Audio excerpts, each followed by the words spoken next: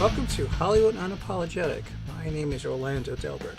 This is Rocky. Today is more of a thank you to the new Hollywood generation for your support of Hollywood Unapologetic with 5 seasons, and to all the fellow supporters of independent film, and it is one of our full episodes. I was planning on taking a few weeks to do some writing and catch up on hardware maintenance to get to season 6 running to a good start.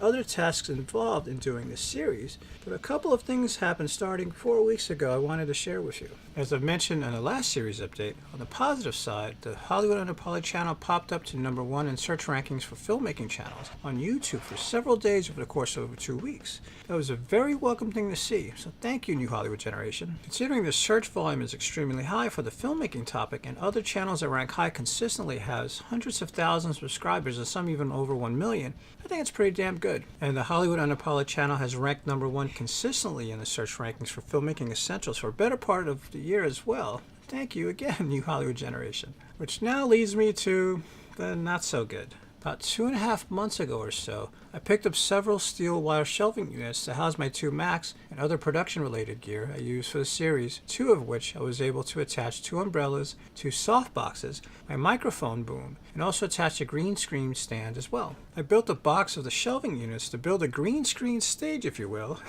which helped me keep the lighting and audio setup consistent. If you remember my older videos, I had a very hard time keeping a consistent key on the first lot of them, but during the process I chipped one of my Apple Cinema displays. Yes, it's a drag, but that was only a chip.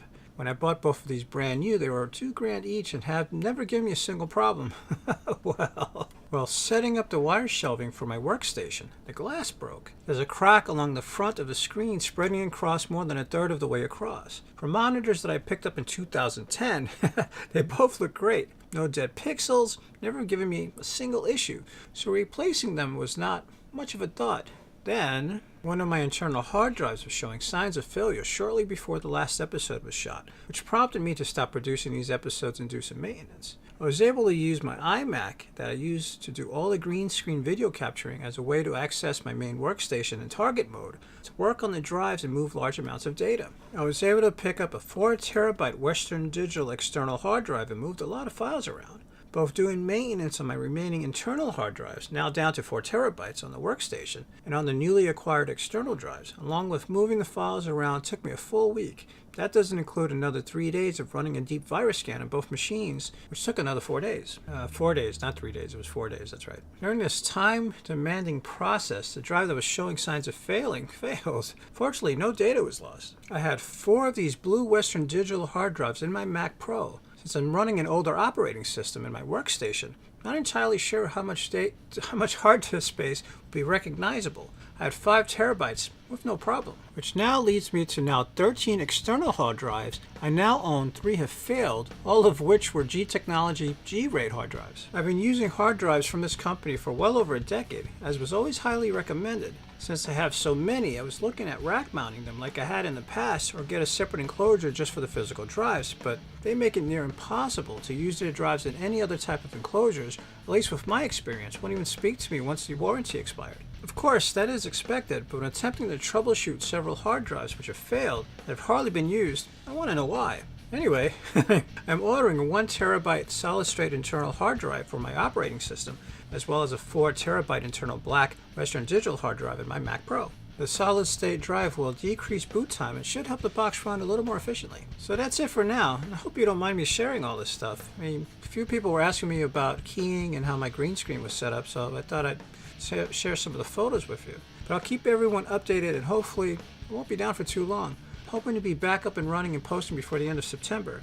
One day at a time. Thank you once again, new Hollywood generation, for your support for 5 seasons of Hollywood Unapologetic, and to all of the fellow supporters of independent film. Thank you. Before we go, you want to know your questions, comments, and suggestions you may have, please write them below. Please share Hollywood Unapologetic with someone you know who may find our channel beneficial to him or her. Like if you like what you see, dislike if you don't.